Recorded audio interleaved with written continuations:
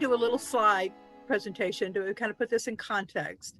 And then we're going to talk, each one of the panelists will talk, and they'll tell us about their particular piece.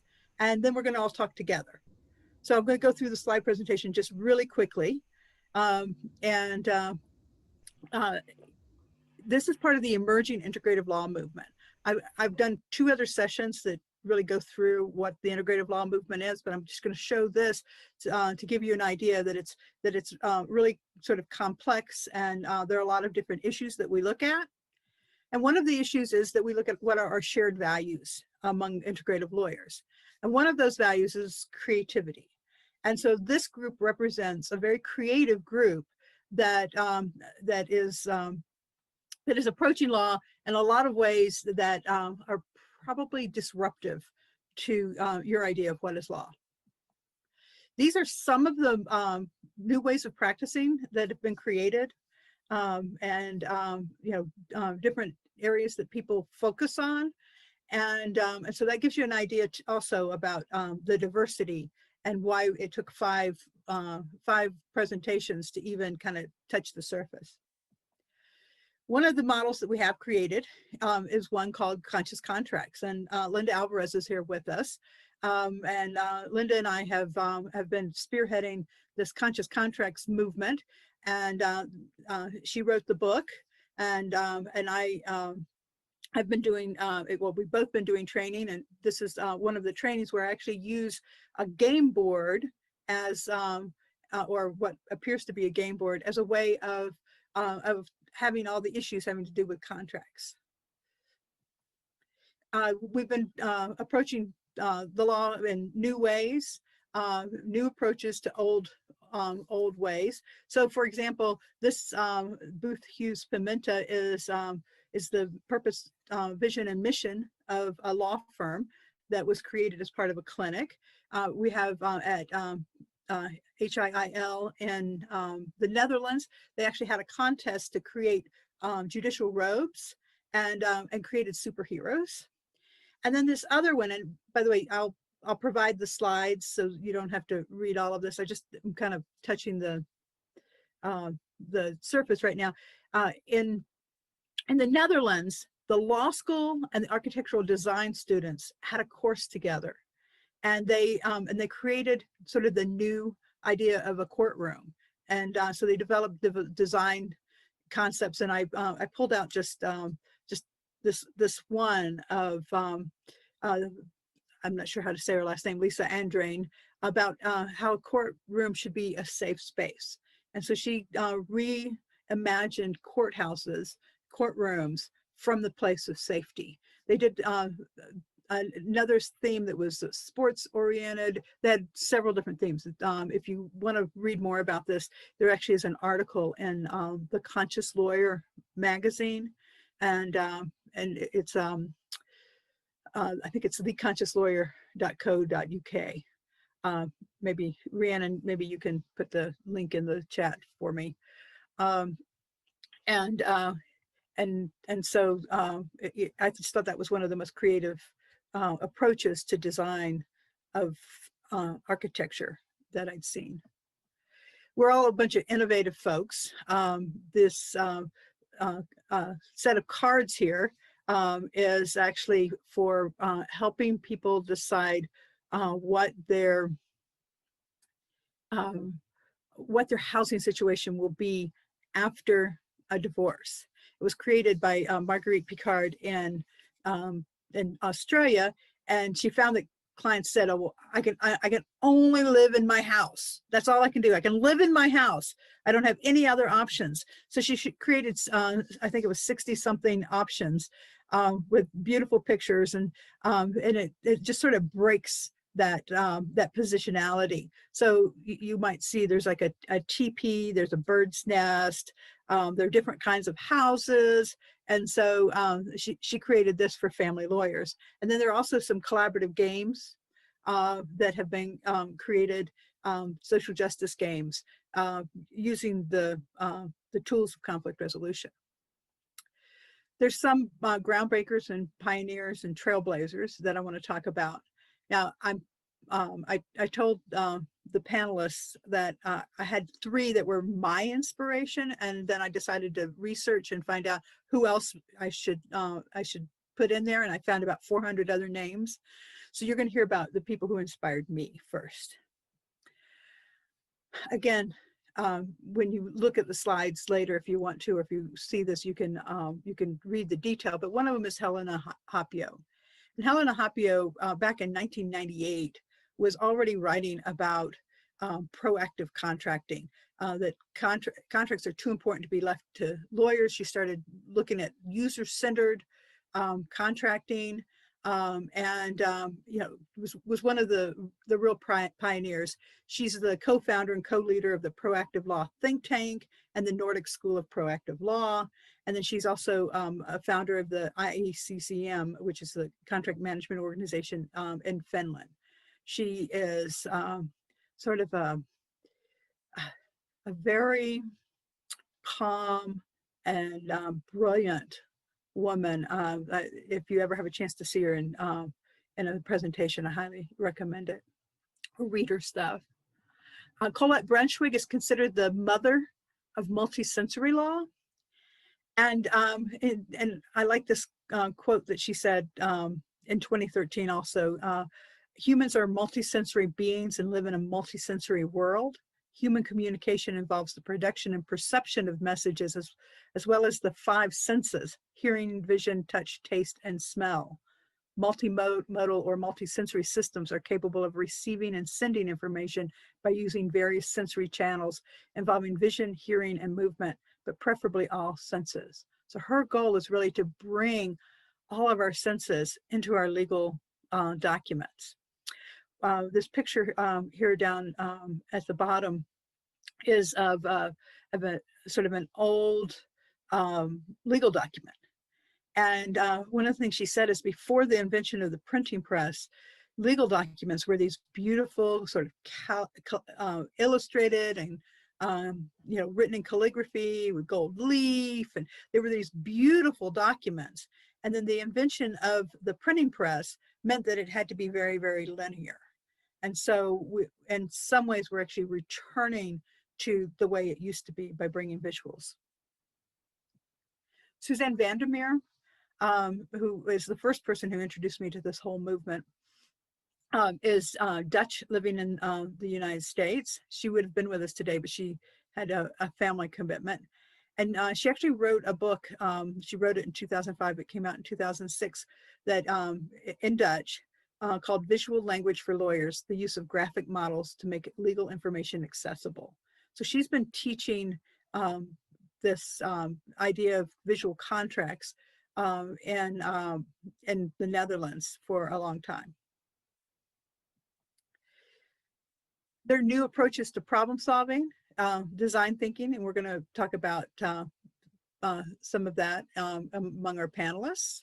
And then also negotiating agreements. So one of the pieces of one of the models of design thinking is about prototyping. And this is actually a prototype as we were creating an agreement in a program in Basque Country in Spain. We're finding new ways to teach lawyers.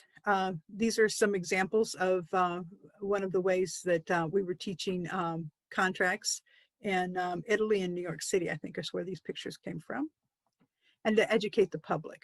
So infographics, but also we have law tunes, and we're hoping that Canon Drew is going to be with us later to talk about the comic book that she's created in India to actually teach legal concepts to the public.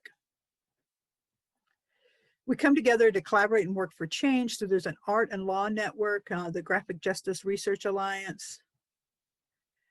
We make documents easier to read. That's kind of blurry, but it's a before and after of a contract. This is one of Suzanne's works. And then we do think that these, we put pictures in contracts. And we've got Rob here who's going to talk more about that, which he's the perfect person to do it, because he's actually one of the, as far as I know, the first innovator who brought this to contracts. It's also happening though in Australia. The Oricon is a very big company, more than 7,000 employees, and this is their uh, employment agreement. Sometimes we combine play and serious work. This is really a fun contract that's been making the rounds of social media lately. I don't know who actually created it, but this idea of having a contract that flows and has a lot of color and very few words and more pictures is some of what we're going to be talking about.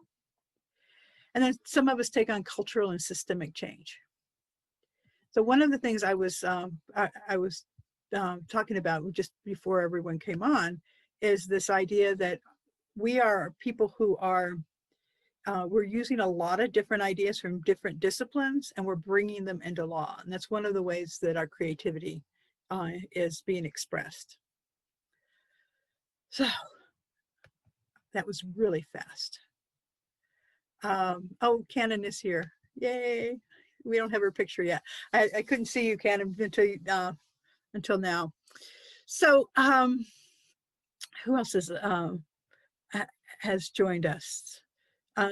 Cannon, can we see you? Are you in a place? And Natalie, can we see you? You've got your cameras off.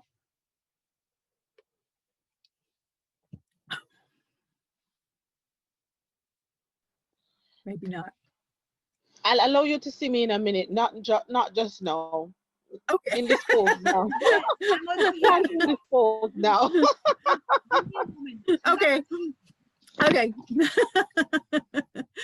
So now I want to I want each panelist to kind of take 5 minutes and tell their piece of this story. You know, I showed a lot of different pieces we could have included. This would have been an all-day workshop. So I brought in just a few people who could share their stories, and then we're all going to talk together, and maybe Cannon will be able to pop on and share her story as well. So who would like to go first of the panelists? I would love to go first. Tessa. Thank you. Well, first of all, I want to say thank you for this very insightful presentation.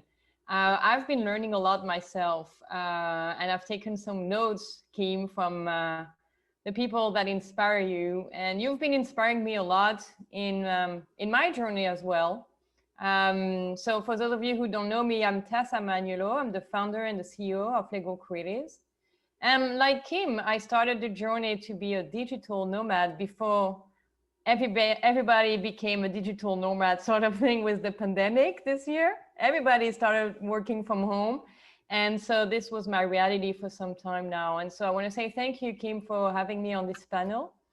And I'm going to talk very briefly about the approach we have developed to empower all professionals with the 21st century skills, and that those skills are truly, I mean, not all professionals, but all professionals in the legal sector with the 21st century skills, because we know from the research that has been made available, for instance, at the World Economic Forum, that in the future, which is today, now we are really living the future, we need to be much more creative, and we also need to learn how to learn. And that is a very difficult concept to understand.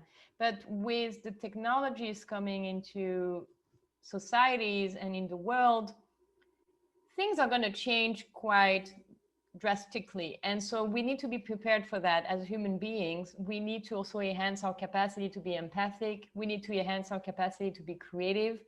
We need also to enhance our capacity to think in a more critical way, given we are entering in this really like, you know, it's going to be a game changer, those technologies. And so I really like the presentation you have given, because it's really allowing us to go back to our inner strengths as human beings. That is to think in a more empathic way and in a more creative way.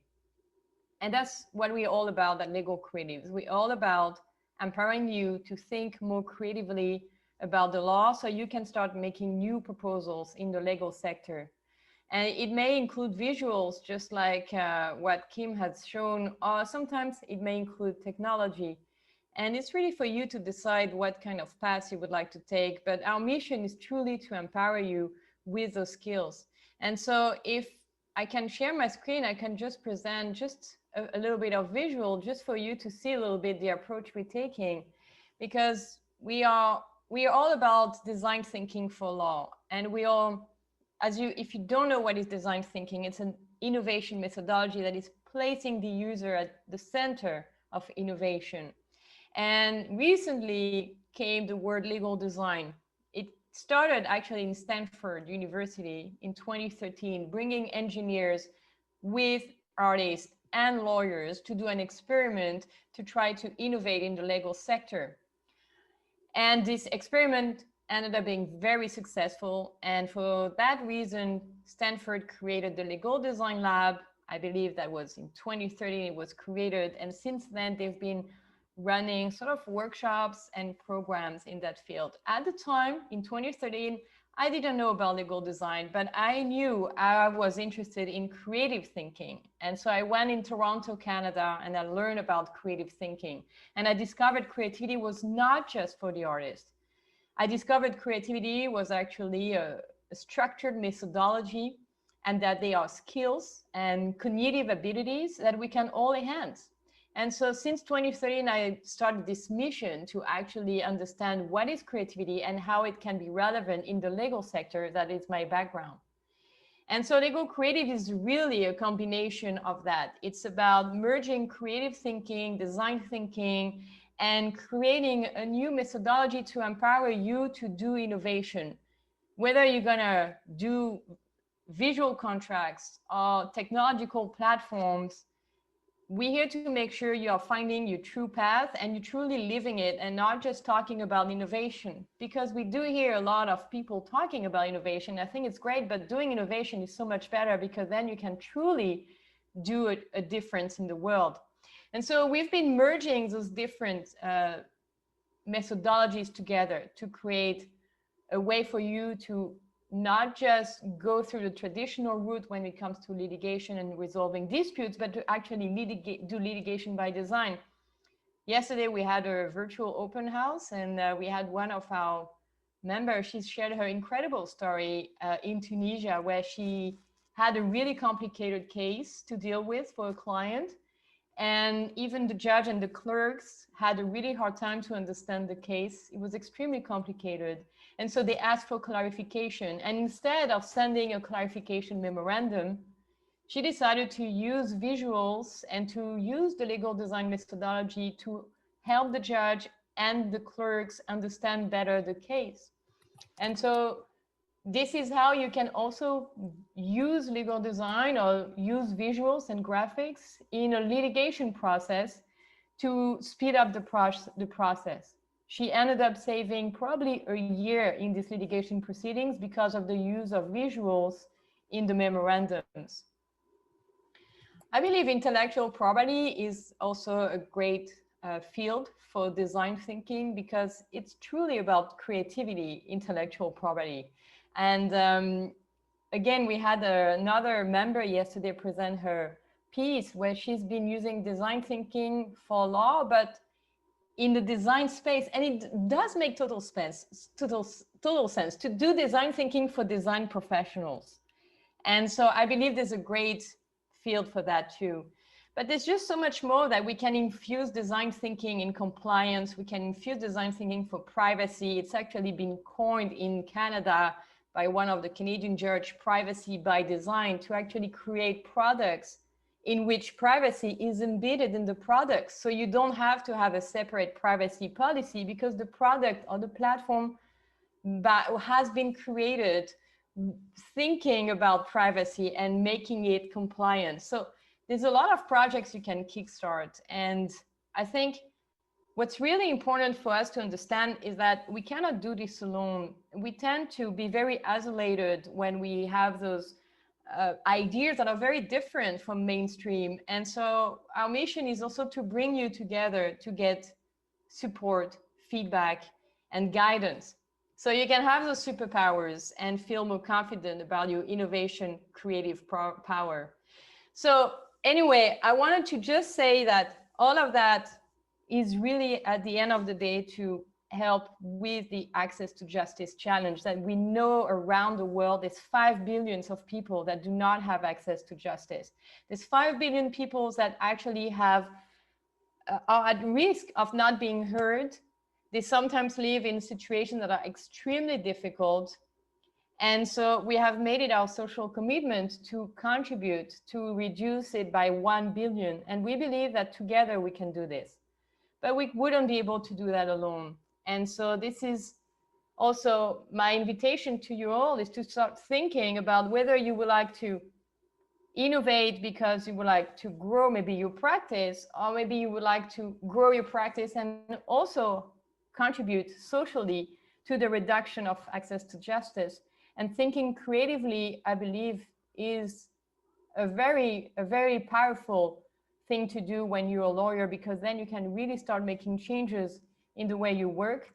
And by doing so, you can start empowering your clients and your colleagues to do differently and hopefully to do better. So that's all I wanted to share about the power of creativity in the legal sector in order to bring new proposals and in order to bring this change that maybe you've been wanting to see in the legal sector, just like Robert has been doing. He's been really one of the pioneers for visual contracts. So I hope this is going to inspire you to take some form of action. And I look forward to hearing more from you and other panelists.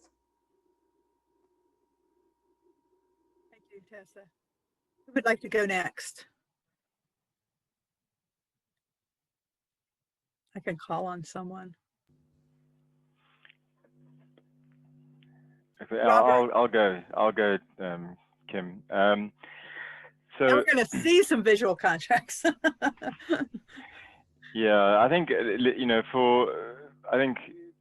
allow me just to quickly show you. I just want to show you what we do, just so that everyone and then I think I'm just gonna actually tell you how Kim has been such a part of my journey. Okay, so just give me a second. I'll just show you what we do, and then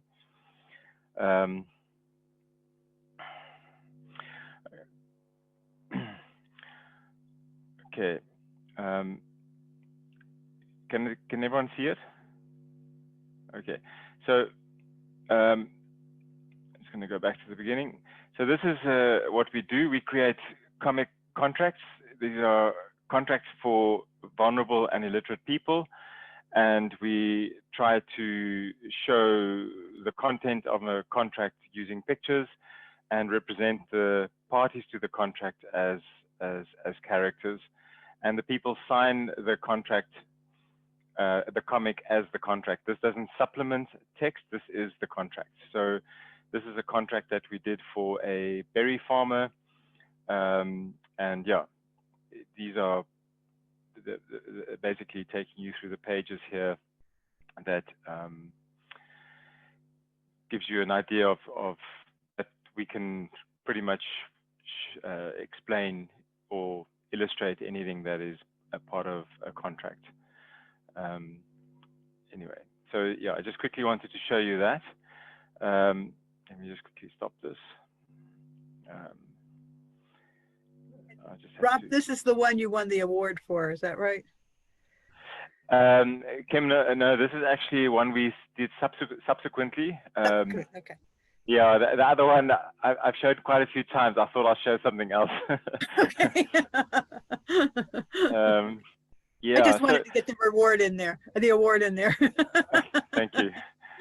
Yeah, so where this started, so part of my journey, I met Kim in 2012 at a workshop that was organized by Amanda Boardman, and at the time I hadn't thought of this yet.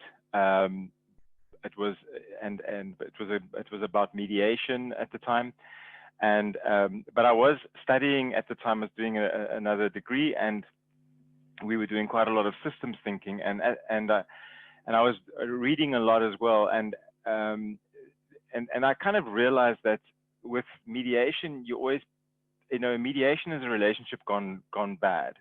Or mediation is, or put it this way, a conflict is a relationship gone bad in some way. And the mediation, you then try and pick up the pieces and you try and resolve the matter. And then I thought, but, isn't there something I can do about the contracts to have better relationships and then deal with, just reduce the amount of conflict? And at the time, I was looking for articles about that and relational contracting, and I was reading up, and I came across this article by this woman in Finland called Helena Harpio, and they discussed using visuals in contracts, and and it was really inspiring, and I thought, wow, this is a great way of improving the way in which one can create contracts. And but at the time, tentatively, Helena was still saying you can only use visuals to kind of explain the text, and the text still remains the binding element of a contract. And obviously, living in South Africa, as Rhiannon will also tell you, there's a lot of illiterate people, and I just thought that was unfair if someone cannot rely on what they understand, i.e. the visuals, but they're still bound by what they cannot understand. So then I started thinking about creating a contract purely from visuals. And one of the very first, I can't draw, so I asked someone to draw, and he still showed a very rough domestic worker contract. And that, at that time, Kim came for a second visit to South Africa, and I actually showed Kim and Amanda this very first little rough domestic worker page. It was just an illustration, and Kim was very, very enthusiastic and supportive of it. And anyway, so I continued with that, and actually then Kim, I think you also introduced me to Suzanne, and I then contracted Suzanne to help me draw some other examples. And Kim also contacted me and suggested I enter the Hill Access to Justice contest in 2014, which I then did. And but I didn't have anything to show, and I didn't make it past round one. But I'm kind of happy because Kanan Drew, who's also on this call, won it that year in 2014 with her law tunes. And anyway, I kind of lost a little bit of speed after that, and I actually lost. I pursued another idea, and then but I kind of in the background still tried out it was paying different artists to try and illustrate clauses.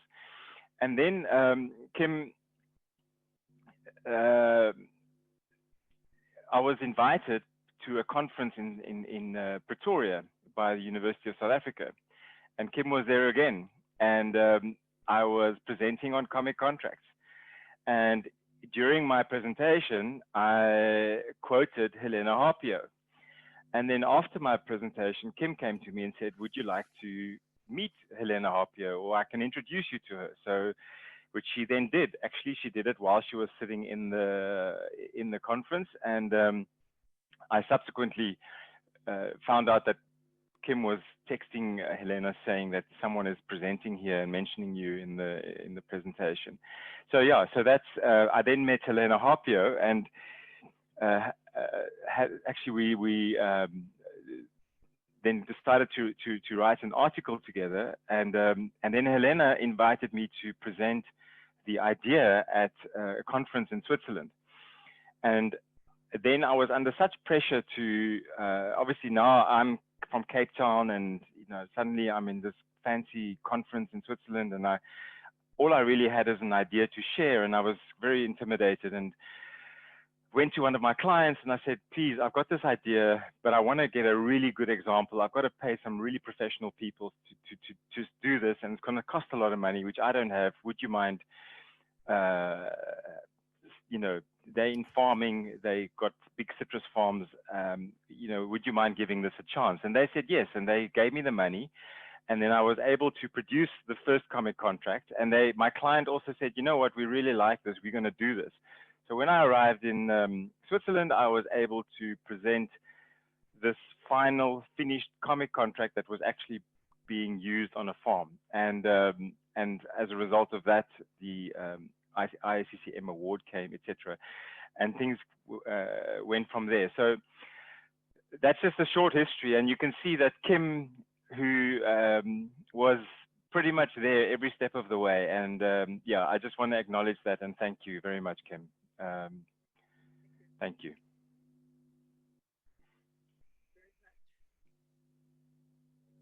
Thanks for sharing the story. So, who would like to go next?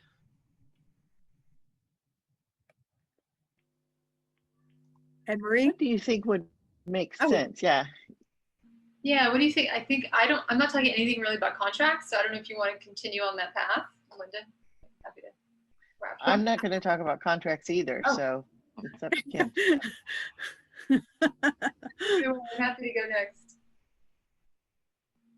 Let's see, let me share the screen here. I just have one slide. I didn't prepare a presentation either. I don't know if you did, Linda. Can everyone hear me? I hope so, yeah. Mm-hmm. Good. Okay, so hi everyone, my name is Anne Marie Puente, and a little bit of a different perspective than most individuals and probably in this room and probably in the legal design world. I'll just say this little anecdote from just a little bit of my history. My father was a surgeon and also an artist, and that inspired me to want to be someone who solves problems. And he always, this was the phrase he always said, and a good doctor, I think, says that. I also think a good lawyer says that. An ounce of prevention is better than a pound of cure. And that always stuck with me.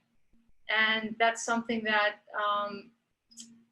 when I read this quotation from the Upcycle, William McDonough, who he's an architect, human beings don't have a pollution problem, they have a design problem. If humans were to devise products, tools, furniture, homes, factories, and cities, and you can say organizations, you can say many things, more intelligently from the start, they wouldn't even need to think in terms of waste, contamination, or scarcity.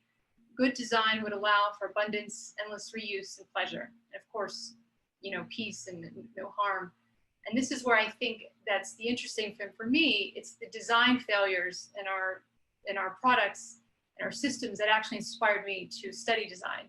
I started studying design probably now about 10 years ago, just here and there, and then formally a program at Pratt Institute, which is a program that merges design and business, but with a real intentionality for triple bottom line innovation management. And the individuals in that program are engineers, architects, interior design architects, fashion designers. So no matter the system and no matter the product, it could be the clothes that you're wearing that have chemical compounds. So this idea of the kind of have torts. I was a personal injury lawyer the first time I was a lawyer. Those design failures that I saw from the front end really inspired me to want to be part of that process at that front end. And so the other part of this slide is that I think that there's an opportunity for lawyers to be embedded at that front end of when things are being designed. But this definitely requires a completely different perspective, which I think Kim and everyone here is part of that the integrative mindset and perspective that it also has implications for legal education should be completely changed. More of a partnership model that the lawyer is not the expert, and a completely different process. So I think that is what inspires me and helping kind of get a lot of people to that point, and systems. So kind of translating that to a completely new value proposition that lawyers can provide to companies, but even the client down the street. And for me, and this gets a little more controversial, I think, an elevated professional standard, which a lot of the time you just see a lawyer as the lawyer. But I'm speaking about putting the lawyer, whatever, if you call it the innovation team or just that front end team. And I feel like there just needs to be a way for lawyers and clients to share risk in some ways. And that's why I have there justice by design. I put that in a slide that Kim was gracious enough to invite me to one of her presentations now about 4 years ago. And I spoke about that. So to me, it's not about access to justice. It's changing the concept of justice. And when you embed that at the front end, to people who are able to think critically and completely different, which I think lawyers can do that, and they do that, and law schools could do even more to really produce that type of thinking. And to me, it has necessarily not anything to do with technology. Technology is just infrastructure, which is great, and we all need that. But I think that's a given. But when you have lawyers thinking at that front end, and aiding and abetting in many ways, the conduct of clients, whether it's the Me Too movement with the certain contracts that they allowed, or certain design failures. So I think similar to the mindset shift that was happening in the business industry, from shareholder primacy to then stakeholder driven, I think that type of mindset is what's going to be really interesting to see, and I think probably important for the legal industry, which is, I think, controversial because it goes against a lot of the duty to the client professional rules that we have. But we know too much now. We have too much evidence of failings all around our systems that I think lawyers can now say, they have to be held more accountable for that. And there's a project in the UK, I think it's called the Chancery Lane Project. Lawyers got together as a pro bono project, and they're actually creating contract provisions for climate change. And I think it's amazing because then companies can just embed those in their contracts, and so kind of by design. So anyways, that's kind of that, again, just more intentionality from that front end of the shifting what a lawyer is to the whole world, externally, but then internally, and having well-being and like outcomes that actually are reflective of the kind of world that I think a lot of us want to see. Thank you. See if I can take this off. So I want to tell everybody that I drafted Linda. and I'm going to be having to do something that is uncomfortable for me as a result. Emery, your screen is still. I know. I'm trying to figure out how to. Let's see. What's that? Oh, there it is at the top. There we go. Okay. And so Linda is one of the most creative people I know. She is one of the people who is able to bring many different disciplines together, and she's been a creative all of her life. And so, Linda, maybe you can just say a few words about who you are and your path, and anything else you want to say. All right. Yeah. So I came to the law from the arts. I'm thinking about my life these days in 20-year increments. The first 20 years are just growing into an adult, right? You're just spending all your time becoming an adult. And the next 20 years of my life, I spent in the theatrical field as a performer and a producer, actually studying mime with Marcel Marceau in Paris, like completely not the law. Although the jokes are the same. Mime jokes and lawyer jokes, they use the same jokes. But anyway, after that, I entered law school, basically because I was tired of the life of a theater professional, which was chicken today, feathers tomorrow. I wanted something really more reliable. So I entered the law, not even knowing a lawyer. And I am now at the end of about 23 years of practice, looking at the next 20 years. What would I like to be looking back on? And I'm in that numinous space, that unknown. I just am in a design moment. So that's where you're catching me. It's why I was so hesitant to participate. It's because I'm in shift. I'm not in like, this is what I have to offer, folks, and here's what you can find from me. And I just don't know. So we'll see. But what I want to talk about is creativity, and a phrase that has popped up twice: thinking critically. And for me, coming from, as I say, that career in silent communication, our training in mime and as clowns in improvisation was to enter the stage, and there would be an object on the stage, and we were supposed to interact with it as if it was the first time we had ever seen it.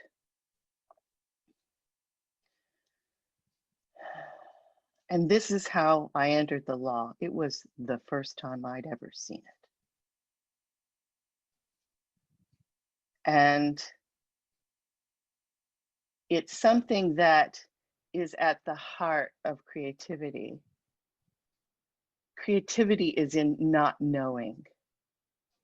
There's a famous quote that no one is sure who said it, but it is, to see is to forget the name of the thing one sees.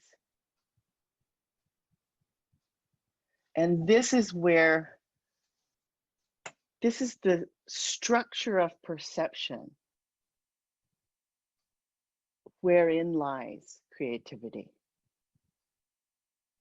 One of the things I've been asking for years is, how do you search for a blind spot? How do you search for a blind spot? And the answer came to me just a month ago. You adjust your mirrors. That's how you look for your blind spot.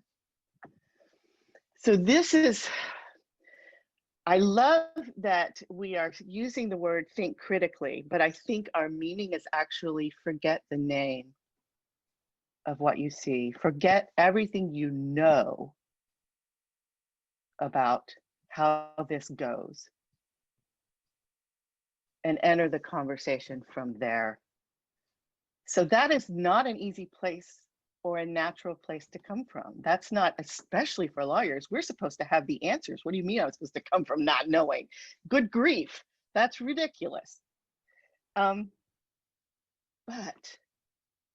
if you can integrate that perceptive stance, that gaze of not knowing, then the array of choices are going to open up in a whole new way, and that's going to shift what's available for the client, what's available for the system. And the other thing I like to remember is that we always adjust the story we tell for the audience we're telling it to, don't we? You know that you change the story because you know who you're telling it to. Well, I would like every lawyer to think, what kind of audience am I? How am I impacting the story that's being told to me when I listen? So the place that I'm moving to in all of this is, yes, that's how discovering agreement and conscious contracts emerged for me, was that I was looking at contracts and this didn't make any sense to start a relationship as opponents, to predict every possible way they could harm one another and then try to control for it. That it just was lunacy. So I already didn't have a name for this. I already didn't see how it worked. And through learning from Dominic Barter about restorative practices, nonviolent communication through Marshall Rosenberg, an exploration of Gandhi's understanding of what nonviolence is, and understanding his root word was satyagraha, hold tight to truth. That was sort of the muddle out of which came the idea that we could structure contracts in a new way. And that's in the book, and I'm not going to do all that here, but where I am now, as I cross that 20-year threshold, is in finding and sharing the practices that help us stabilize and deepen that creative channel that we all are. And I do that through art practices, through nonverbal practices, through things that actually engage and integrate that right brain, right hemisphere way of perception. And I'm not saying solely right brain, we do solely right brain, but then we practice integrating left and right brain so that it's not one or the other, but it's like, how can I come from and be all of the whole brain instead of just this analytical, critical thinking, predictive, pessimistic, explanatory kind of brain, but have that whole cloud, the beautiful cloud of unknowing to inform. There you are. That's what I got, Kim. I'm sure glad I invited you and twisted your arm and made you come. Thank you. Cannon Drew is not an official part of the panel, but when I saw that she was giving a program earlier today, I also invited her to come. So I want to hear from her, and then we're all going to talk together. So Cannon, maybe you can tell us a little bit of your story and tell us about Law Tunes. That is beautiful. I mean, what can I say after Linda's such phenomenal presentation? So thank you so much. I mean, I feel so honored already to be here and to listen to everyone. I'm very excited also at the same time, because to see who I'm in company of.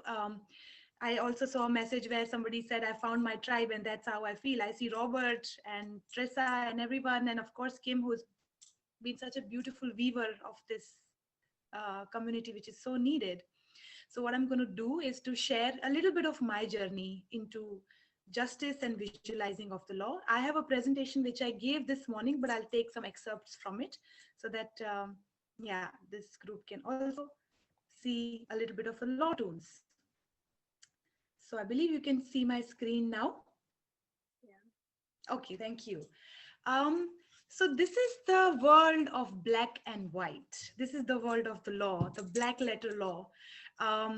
And what I have a presentation about is my journey of making some innovation in this, or trying to see, as Anne so beautifully said, how the structure of the justice itself needs some creative thinking.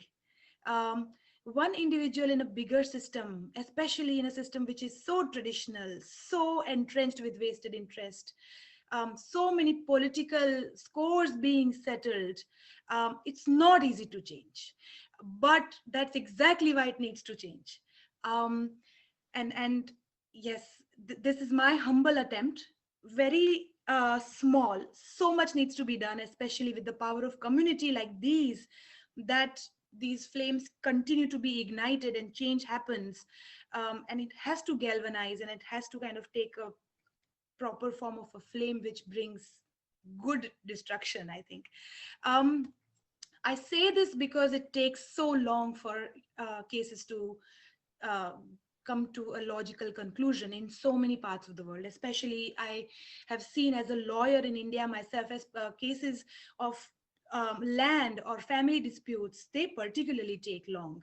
And we are talking about lives of people. This is about their futures and the future of the children. And when one matter drags on for so long, imagine the kind of conflict that happens within individuals as it happens even outside, financially, emotionally, so a person breaks down in the process of getting justice.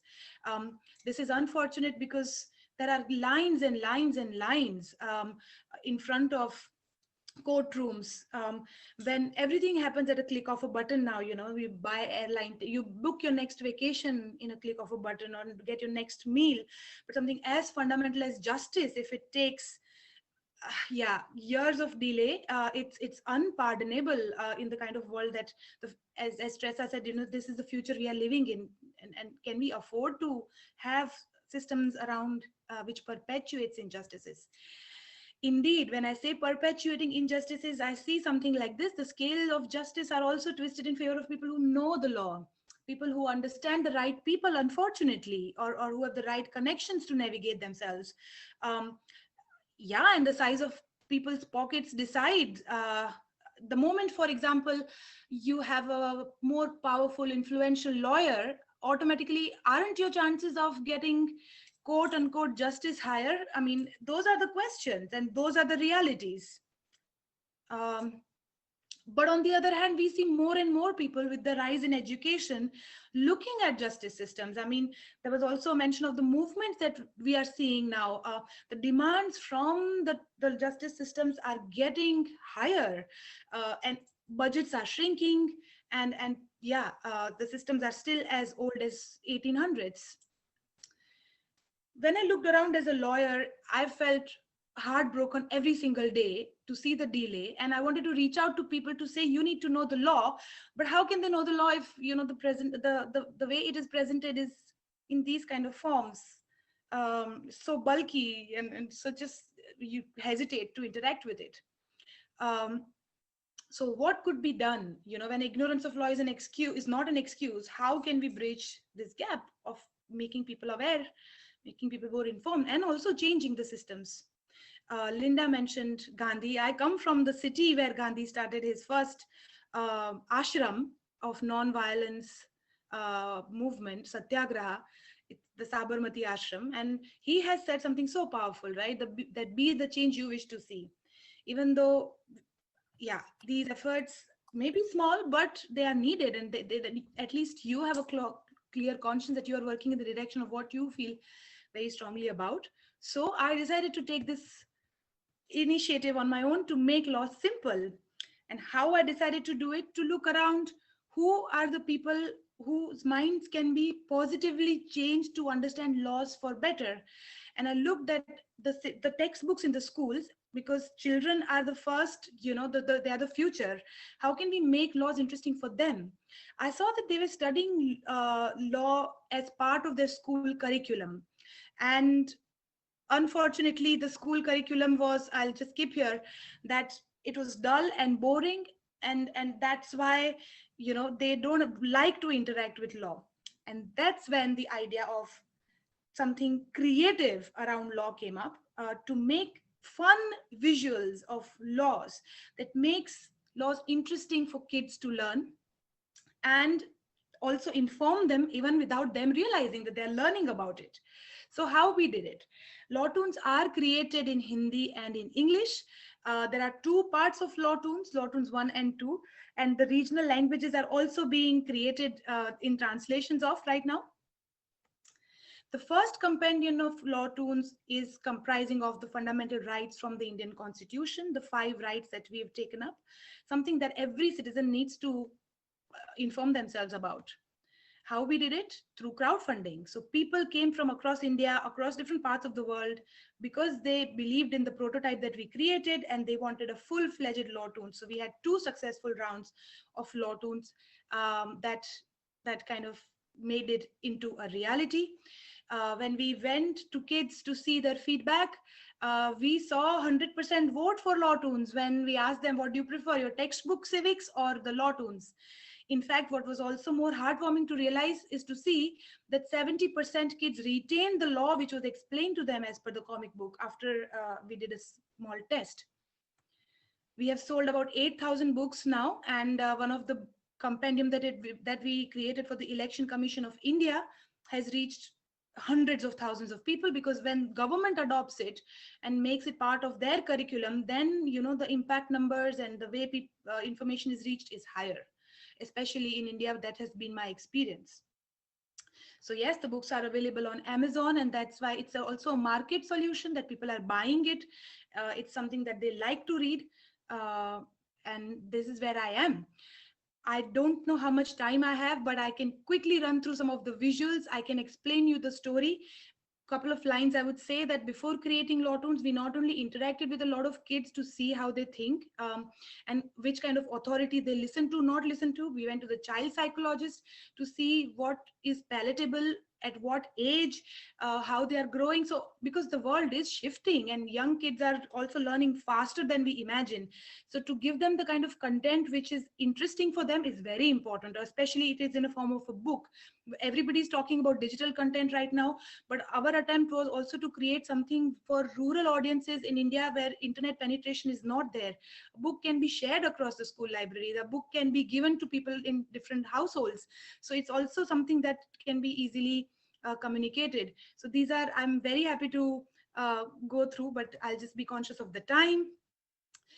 One of the key authority figure that we determined here was not a parent, not a teacher, not an elder brother or sister, but a ghost of a judge living in a constitution book, whom the protagonist Paglu decided to call Jajni, because it's a mix of judge and genie. So that's how the magical journey of Paglu and Jajni start, and Jajni takes Paglu on the adventure tour together to understand laws which are presented to him in question and answer form. So everything is not given to the child saying, this is how you should do it, this is how you should not do it. Nobody likes to be told or preached. Maybe that's why somehow your law books need to be a little more user friendly as well. But there are questions that the child figures out himself in law tunes. So this is how the comic is. A beautiful quote from Margaret Hagan from Stanford Design School, who has been working so relentlessly in this field. I want to talk just that line that I've highlighted, that design law promises more efficiency and better relationships, but also new way of resolving disputes, and law and design have to come together. This is so important, that both the fields will inform themselves better. The last picture that I want to show is that law and the vision of it with like serious old men in dusty robes has to change, and that we need the new energy and infusion of creativity into law to make a better future that we are all living in. So here is when I will end, and thank you so much for listening to me, and Kim for bringing me here. Thank you, Candace. Thank you so much. Well, there's so many ways to be creative in law. And I'm really excited about all of the ways we've been talking about. And I think you probably have questions or conversation to have. And so we now have time for that. So those of you who haven't spoken, if you want to ask a question, give us a little more information about you, give us any kind of reaction, the floor is open.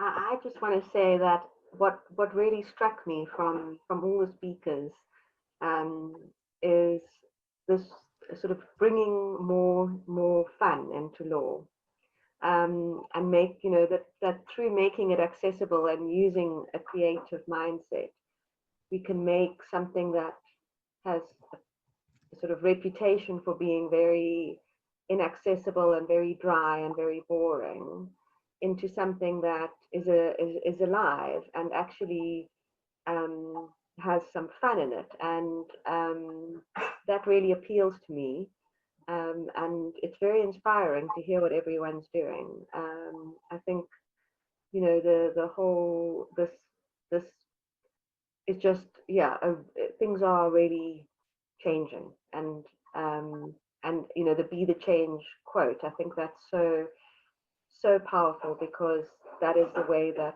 the system will change, is if all the lawyers start doing things that they're not expected to do.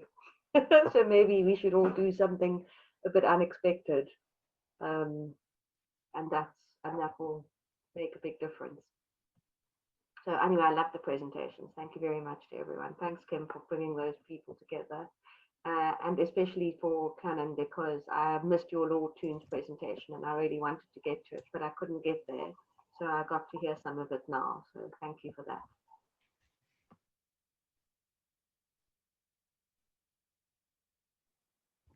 I had a question. I'll jump in. Hi, I'm Neetal. I'm the founder of a social enterprise in the San Francisco Bay Area, and we do interactive programs to make social entrepreneurship more accessible and actionable.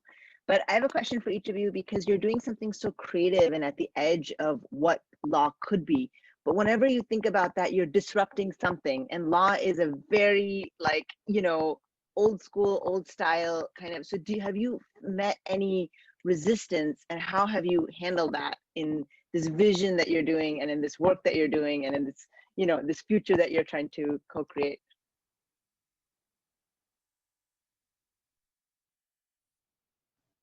I would love to take it. I would love to take this question, Neetal. Thank you so much.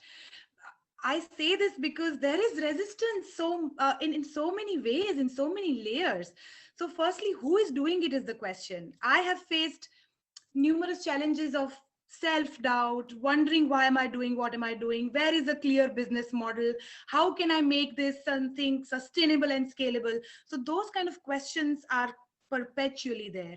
And then who's funding it, how do you get the funding, are there kind of people there who would appreciate this idea.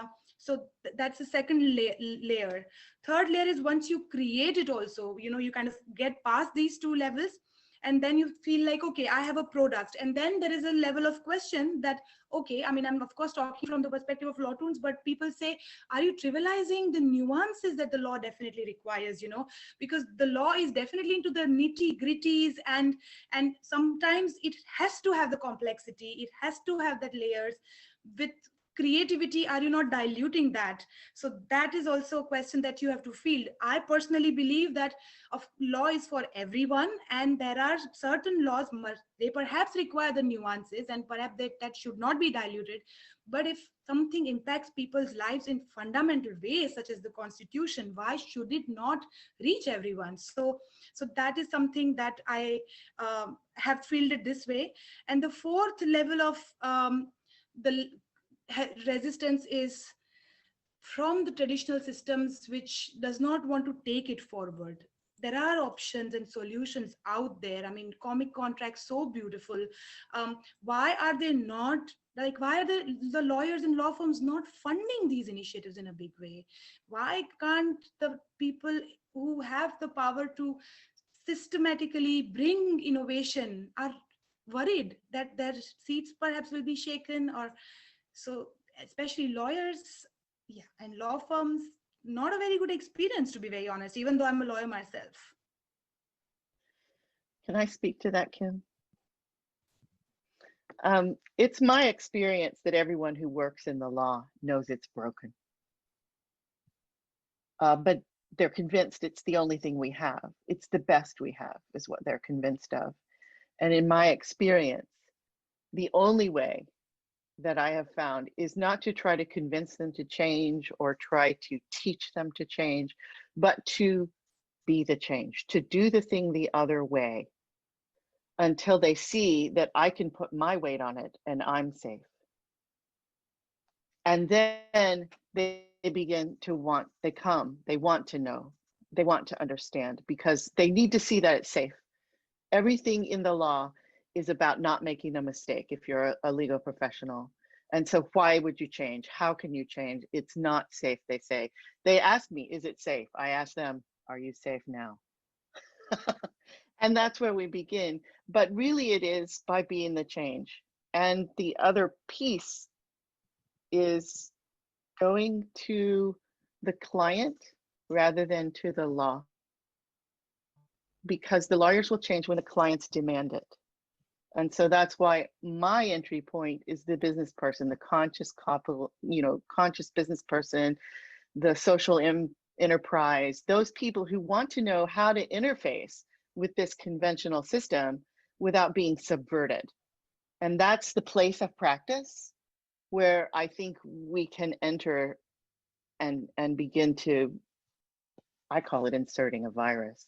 You know, I like to use the legal system to obsolete the legal system.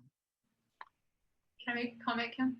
Yeah, just a quick comment. I think exactly what Linda was saying. I think part of also the piece, which I think this is where my background also comes in, is the policy. And the minute you start people seeing that new option that Linda's talking about, your bar organizations, or the larger organizations you're part of will start to change policies. I've been lobbying to our local Florida bar organization as well, and I think they're making shifts on multi-disciplinary law practices, which my understanding is very popular more in the UK, and we're looking to those shifts, because if the business model of law doesn't change, then the law firms and these other, they're not going to change as well. And then once you change the concept, even what a lawyer does or is, which I think also lives in the legal industry, which is also policy, you have to change policy at the end of the day, whether it's legislature, which then impacts the bar organizations, then those business models change, which then, you know, it changes so many things the way you can, I think those other things just start trickling down. So I know I sent an email to Kim about that, the struggles of the restrictions of even what it means for a private law practice. And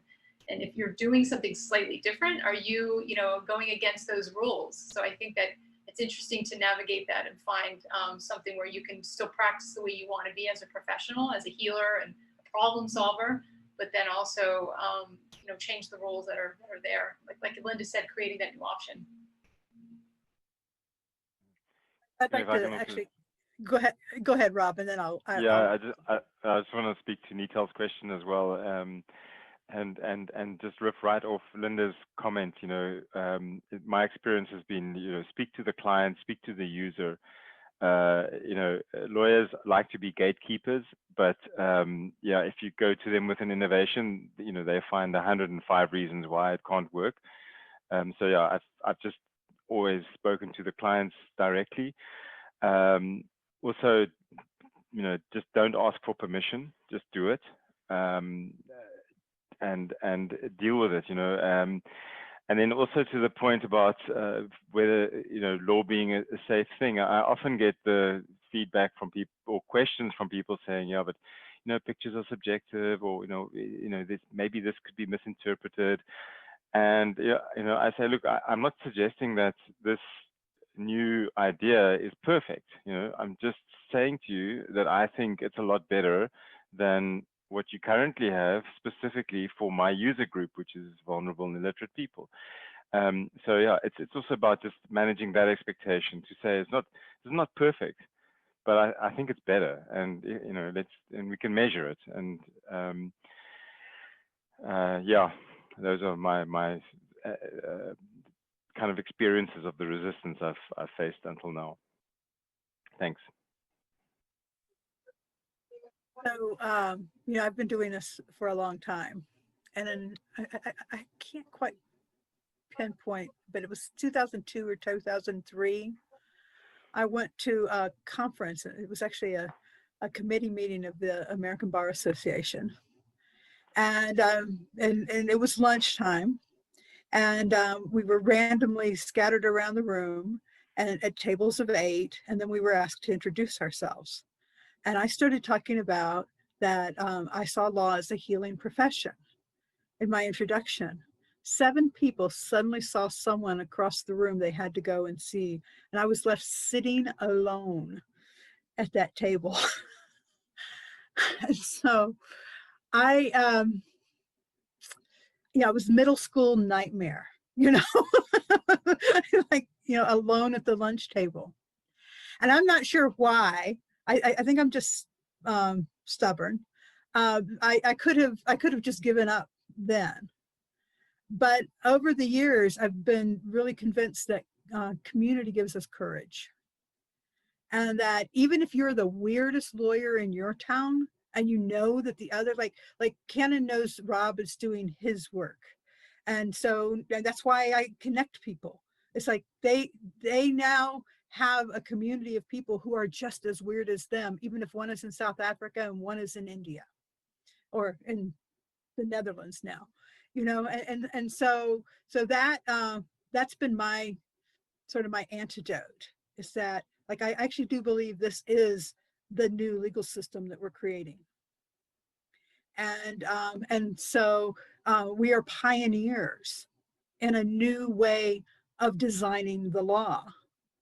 And so there's not going to be a lot of agreement among the people who have been inculcated with this is the way it is, and maybe it's broken, but we're going to keep doing it this way because it's too big to change, you know. And so now, you know, 2002 or 3, I had that experience at an ABA event. In 2009, they called me a legal rebel and asked me to write a book, which was a bestseller in 2010. So that's another one of the pieces of like a measurement of change that was actually pretty quick for the legal system. And there still are those people out there who think that we are all crazy, and that's fine. The dinosaurs didn't think that they were going to be wiped out either, I think. So thank you for your question. Who else has a question or comment, or just jump in the conversation with us? Anything about creativity? You have a bunch of creative people here, both in the audience and in the panel.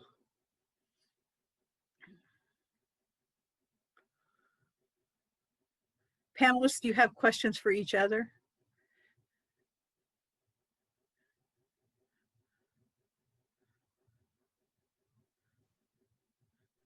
Rob, I want to know who's your next audience. Who are your next user group? Do you have another user group? From you talking about like farm workers and things like that? Yeah, we've expanded quite a bit. We've done stuff for schools in economically depressed areas to help the parents, you know, because a lot of the parents are illiterate, and so to help them understand the school rules and requirements, and so we add in some nutrition and things like that as well into the contracts. Medical consents for procedures or for research, things like that. We've done license agreements. You know, we've expanded our mission is really to you know, make every type of contract that a person has to sign at some point in their life accessible to all. So, well, one of the things I've noticed in this movement is that a lot of people actually prefer the comic contract to the 87 pages of fine print, even if they are not illiterate. Even if they are perfectly capable of reading the 87 pages, that the comic actually makes it so much more understandable, and as Rhiannon was saying, fun. Yeah, I think obviously we focus on a very specific user group, which is on the very one end of the spectrum of literacy. I think what I've learned along the way is that at any level at any place on that spectrum, people like to be and expect to be engaged in what they want to read. And that's where any design elements or visuals or any other way in which you can engage with the reader, it makes such a big difference. Because once they're engaged, then they start reading, then they start understanding, and they start, so I think that's often where current or typical conventional contracts, they're not just neutral, they are positively off-putting. And I think, so it's about, so I think some people that see comic contracts and like to read it, it's just because I think they have, it's like a first time they experience actually being engaged by a contract. But yeah, I think there's a lot of opportunities, like, I mean, the stuff that Stefania does, and what's the name, Rob Waller, they also create a lot of engaging elements to a contract, and I think that's what attracts people to reading it, because without engagement, you don't have reading, and you don't have comprehension, and you don't have a relationship.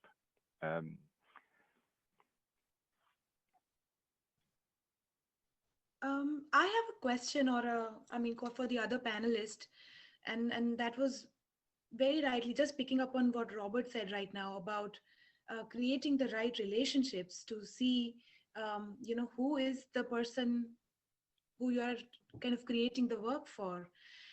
And also what Kim said about the power of community. Putting these two together, I wanted to understand who are the other stakeholders that we should bring with us in this. Indeed, it's the community of like-minded rebels like ourselves. it is indeed the user who is in our side, who prefers it positively than the black letter law of 87-page contract. Who are the other people who can galvanize this further? It's a question for anyone, really. I think it's the broken-hearted lawyers.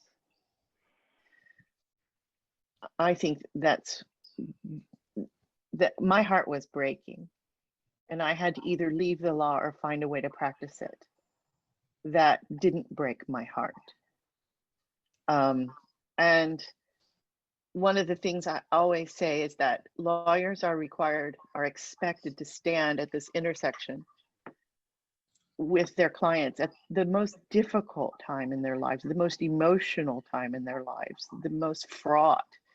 And the lawyer is expected to partition their heart, to be wholly rational, as if that were possible, you know, and the heart manifests anyway, and it tends to manifest in the legal profession as depression and anxiety and substance abuse, because you can't partition it. And so talking to these broken-hearted lawyers and connecting with them at that empathetic place and saying there is a way to holistically integrate the heart so that all of that information that it has, which is where creativity is, you know, this is the conversation, and those are the people who are most desperate to participate in the change as well, because they're leaving the law. And that also is heartbreaking to me, is that it's the broken-hearted lawyers who, if we can capture and comfort and then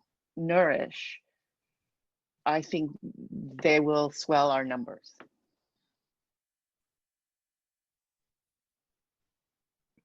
If I can maybe add to that, Kim, if you don't mind, I just want to share, you know, I had an experience once with not so long ago where it wasn't a comic contract. You know, I still practice law, and I drafted it was a merge. It was like a sale of equity in a business, and I drafted the contract. Sorry, no, the counterparty, the buyer's lawyer, drafted the contract, and my client, who's the seller of his shares, looked at this and just said, you know, I don't want to sign this because I don't understand it. And I then basically rewrote that contract, and you know, using relational contracting things. There's a book by Stuart Levine, Agreement for Results, which I take a lot of inspiration from, and the lawyer that had drafted the original agreement, just, you know, she refused. She says, this can't work. This is not, you know, we can't do it like this. And it was actually a lawyer who I knew because she was at law school with me, and she actually became emotional, and she said, but the contracts that she drafted, she said, this is what I know, this is who I am.